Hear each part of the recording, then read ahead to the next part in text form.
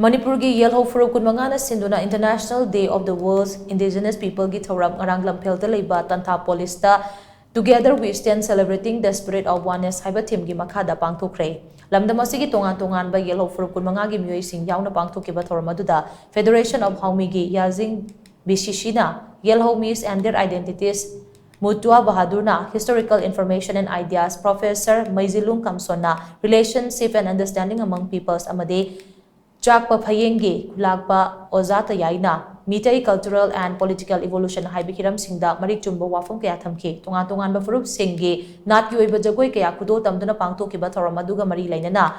25 Yelhou Tribe of Manipur gi convener, Achung Phaumaina, Paumi Sindahai, Pangthokliba Thoramasi, Yelhou Iraicha Singya Punba Masung Nungsinabagi Yumpam Thonbane, Lamdamasigi Ipai Pusingna, Maribak Nungsibagi Ihulamade, Kathokpagi Thona Singado, Kongul Liraga, Thoramasi Pangthopane, Amaromda, Asigumba Makalgi Thoram Ama, Yelhou Phurup Sing, Amato Oina, Pangthominaba se, Matam Tenglabane, Adubu Lamdam Asigi Mapari Kuding Magna, Manipur Kandaba Yade Amade, Mahoroda Gileklaba, Furumasel Ginusi Mari, Tatba Yade Haibagi Pandamda, Tenglabasu Tengna, Pangthopangamba se, Horogliba Mirogi Damakta di Achoba Yumpama Tonbane, Pasina Manipur Kanba Haibasi, Aikui Kudingmaki, Topadraba Todang, Amani Haibagi Pausel, Pigada Ribani Haina, Achung Faumina Makatana Fondoke.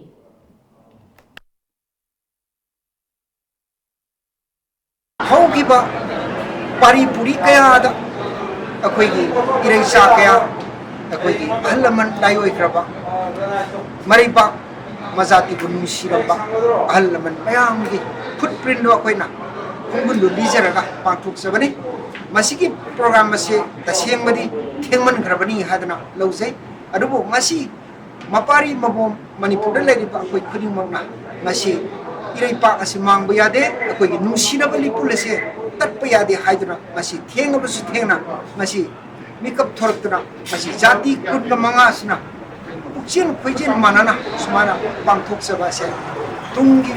Akwai future da Achoba, Yumham for Mariana Lose, Masigi, Programasida, when Nungia Wakalon, when Manipur Kandabade, Irisa,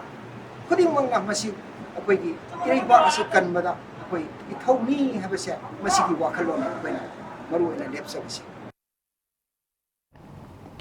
Thoramaduga Mari Lainana 25 Yelhou Tribes of Manipur gi Secretary R.K. Vijayalakshmi Hai. Manipur da lairiba Yelhou Phurup singna mayoknaba khudongchadaba ama hairagade cultural identity amasung ipaipu singna chalamba liklam kaitharapa sini. Asigumba ipaipu singi liklam yokhanaba amade Yelhou Phurup singi top masak amasung cultural identity hena masek manga lainaba thoramasi pangthopane. Yelhou Phurup singna masagi saktam ngak paibasi tungi haurakliba mirolda achoba khudol ama piram gadauribani haina mahana makataki.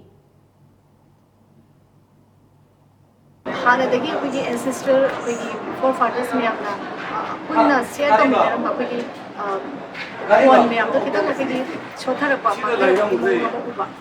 we cultural identity me apna we tribe since unique we ba masa gi culture tradition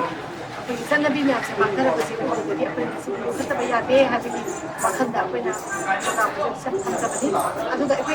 Yelhou me apsina isa gi identity se we ngak ta bayade sat bayade si apni yamna rich we ba we kana si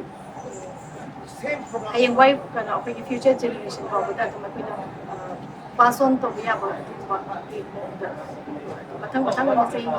we da pa ko handa kisna han boy na pa sa